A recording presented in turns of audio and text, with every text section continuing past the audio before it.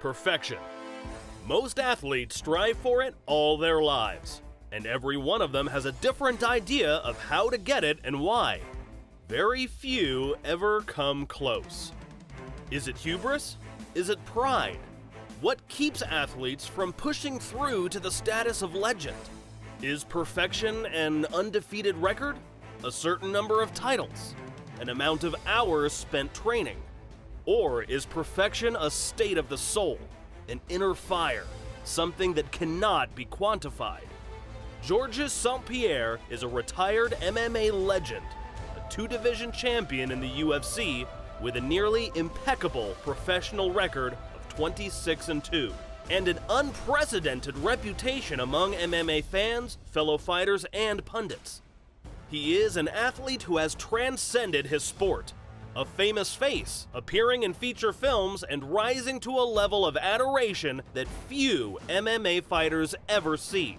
Still held up as one of MMA's best and brightest, St-Pierre has often been called out by younger champions since his retirement, eager to test their mettle against his incredible skill. So far, he has not emerged from the shadows to face any of them, but only time will tell.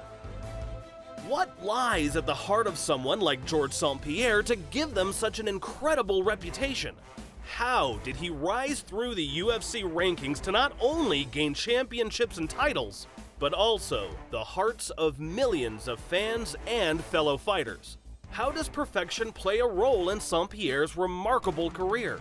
Like, share, and subscribe to Ultimate Fighting Network as we find out what it would really be like to fight retired UFC champion Georges St-Pierre. Georges St-Pierre was born in Saint-Isidore, Quebec in Canada, and hardships in his life began early. He was harassed in school and took up sports and martial arts as a youth in an effort to defend himself against the bullies that plagued his childhood. He first learned karate from his father and then from a karate master. At age 16, he branched out into other forms of combat sports. By the time he had his first professional fight at age 20, St-Pierre had been trained in Kyokushin karate, wrestling, Brazilian jiu-jitsu, and boxing. St-Pierre was heavily inspired in his childhood by a certain MMA legend and celebrity. He would go on to appear with this celebrity in a feature film. Think you know who it was? Comment below, or keep watching to find out. St-Pierre joined the UFC in 2004 and made a splash immediately in the welterweight division, winning his first few fights. The first defeat of his professional career came early on by submission to the more experienced Matt Hughes. Defeat was not a taste that St-Pierre would get used to, however, and he would go on to fight his way through the division and rematch against Hughes, this time emerging victorious to become the UFC welterweight champion in 2006. St-Pierre's second loss came at the hands of Matt Serra the following year, losing the championship just as quickly as he had won it. Citing personal reasons as the reason for lack of focus, St-Pierre once again pushed through the division to rematch Serra in 2008.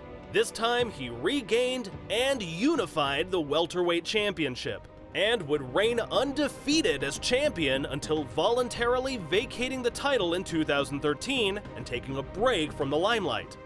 At this point in his career, he held the record for most wins in title bouts in UFC history, as well as the second longest combined title streak at 2,204 days. In 2017, St-Pierre emerged from his semi-retirement, stepped up to middleweight, and fought Michael Bisping for the UFC Middleweight Championship. Upon securing the victory, St-Pierre became only the fourth fighter in UFC history to be a champion in more than one division. St-Pierre vacated his middleweight title and stepped back from fighting once again in 2017. But despite that, rumors always swirl and persist that he might come back once more to fight whatever champion the fans and pundits dream up. Regardless of any truth to it, St-Pierre maintains an incredible reputation among the MMA community, and it is impossible to imagine an opponent who could truly dethrone him. The key to St-Pierre's success appears to be his constant striving for perfection in his technique as a fighter. And another thing I remember about George is he would not stop a technique ever until it was perfect. I can remember specifically a leg lock that he would be going for, but he would not, it wasn't quick. You know, when I drill, it's very fast. I'll go, it's maybe 2 seconds tops, and then the partner comes.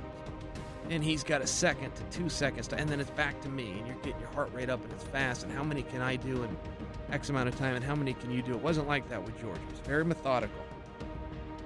And he would take as much time as it would take, 7, 8, 10 seconds, which in comparison is 5 times longer than anybody else.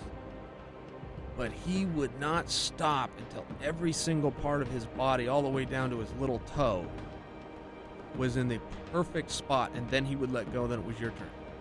Georges St-Pierre is, in essence, a quintessential martial artist. For him, the art form always comes first. This leads to an incredible amount of respect for himself, for his art, and for his opponents. He is famously well-rounded, mixing a diversity of styles together to create his signature, incredibly successful techniques. St-Pierre is a fighter who, due to his well-rounded training, is able to make adjustments to his style when necessary. Typically, he leans heavily on his training as a wrestler, and efficient grappling has won him multiple victories. But as a trained boxer, he also utilizes striking when he feels it warranted by the opponent. It all depends on the situation, and his flexibility makes him a dangerous foe. He has been described as a calculating fighter, not one to go for the fireworks of an aggressive knockout, but to take his time, thinking through his movements carefully. While this technique is not always crowd-pleasing, it is clearly effective. He plays chess, and his opponents can't catch up. The fight are not won on drama, are on mundane things that we do every day. Yeah. That's how fight are won. Yes. How you program your cruise your cruise driver, you know, to your autopilot to win the fight. That's how you me, I see it a fight like an autopilot, you know, like, so when I fight, when I prepare myself for a fight, especially for the tactical part, I program like a computer how I want to react against that specific problem, how I'm gonna take care of that specific problem. The only way to program it is to do repetition and repetition and repetition and repetition. Another key to St-Pierre's success, something that cannot be manufactured or forced, is his humility. Fellow fighters and experts respect St-Pierre, in large part because he never acts like he has truly arrived. He never claims to be an expert. There is always something to improve, something to build on. This is the foundation to his training strategy. It is the philosophy he surrounds himself with, and it always keeps him fresh. If you put George on his back, if you take him down, put him on his back, I'll stop the whole practice and praise you for 20 minutes in front of everybody in the gym. And students don't get praised by me very often. So George would be like, oh my God, these guys, they're coming after me. And he would get riled up. And I would do this periodically, rarely, right? We're talking about world title fight, you know, stuff's on the line. And I need these guys to actually show me where George is missing something. Because when you have this perfect practice and you win all the time, what do you work on? Well, nothing went wrong. There's nothing to fix. Despite all of St-Pierre's success as a fighter, as well as a pundit, and even a film star, appearing alongside childhood hero Jean-Claude Van Damme in the 2016 Kickboxer remake, he always appeals to his inner self-respect. And this leads to his outstanding reputation among fellow fighters and fans. His first stepping away from the UFC in 2013 was motivated by his desire to rediscover himself, to get away from the limelight and find his center again. Always a martial artist first and foremost. Many champions have called out St-Pierre and continue to do so, hoping to prove their own worth against his legendary status. But St-Pierre has nothing to prove, and so far he hasn't been tempted to take the bait. You're not going to be able to come out with enough money, enough cash at the barrel to get George to do something he doesn't want to do. George hasn't done anything George hasn't wanted to do in well over a decade, and that's not going to change in this lifetime. The perfect opponent to bring St-Pierre out of his retirement may be only a fantasy for the time being, but that hasn't stopped the community from pushing their ideal matches. Regardless of the talk, Georges St-Pierre is a name that will likely never be dethroned from his beloved place in people's hearts. Not only because of his fighting style and his record, but because of his humility, his constant desire to grow and change. From that scared, bullied kid at Saint-Isidore to the roaring crowds of the Octagon, St-Pierre has reached for perfection, but always held on to respect, shifting and adapting along the way to become the fighter, the athlete, and the man that he has always wanted to be. I feel the fire of the competition inside of me, but even more so now. I would not have come back just to come back. I wanted to come back if I'm better than I was, because the sport has improved as well. You know, that's why it's very hard as a champion to stay champion, because the sport will catch up to you. You need to reinvent yourself. People say, oh, you don't fix something that is not broken, but this is not true. You have to fix it and make it better and stronger, build a better foundation. I just have a lot more fun, I'm more hungry, and that makes all the difference in the world.